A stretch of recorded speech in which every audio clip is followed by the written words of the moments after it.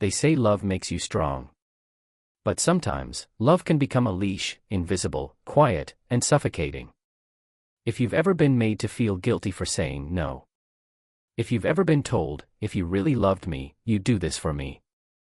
Then you've already met one of the most subtle weapons of manipulation, emotional blackmail. Emotional blackmail is not about affection. It's about control. It's when someone uses your emotions, your kindness, your empathy, your fear, as tools to make you obey.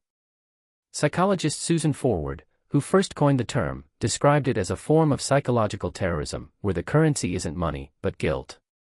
She called it the fog model: fear, obligation, and guilt. 3 emotions that cloud your mind and trap you in cycles of manipulation. Fear. You fear losing the person or their approval. Obligation.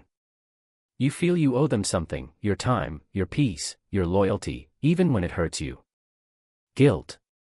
You start to believe that standing up for yourself makes you selfish. And that's how emotional blackmail works. It makes you question your own worth in order to protect someone else's comfort. So how can you tell when it's happening? Here are the signs of emotional blackmail. The red flags that whisper before they scream. When someone says, "If you don't do what I want, I'll be hurt." Or, "After everything I've done for you, you owe me this."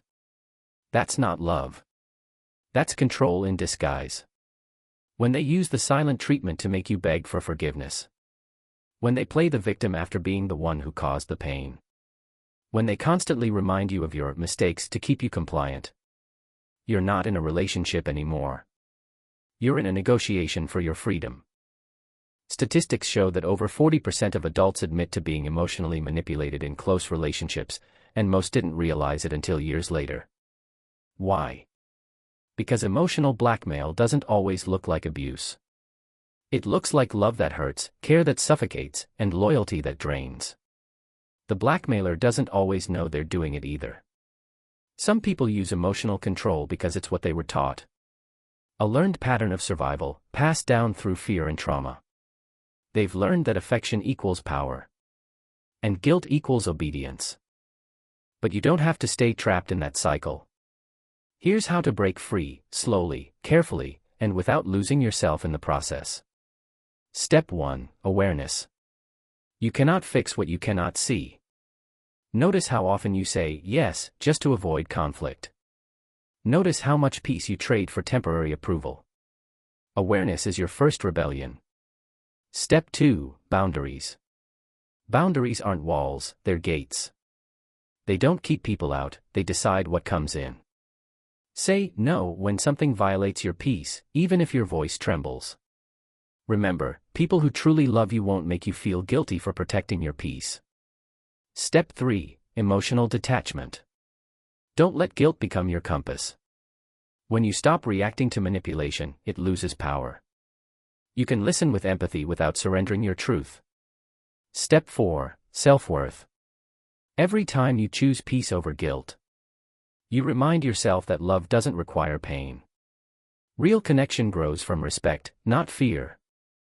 It's okay to care deeply. But it's not okay to be controlled through your care. Emotional blackmail is the art of twisting love into fear. But awareness turns fear into strength. When you recognize manipulation, you reclaim your power. When you set boundaries, you teach others how to treat you. And when you stop bargaining with guilt, you start living in truth. One day, you'll look back and realize you didn't lose them. You just found yourself. Because freedom doesn't always come from walking away. Sometimes, it begins the moment you say, "I will no longer be controlled through love." This is how you end emotional blackmail. Not by fighting them, but by freeing yourself.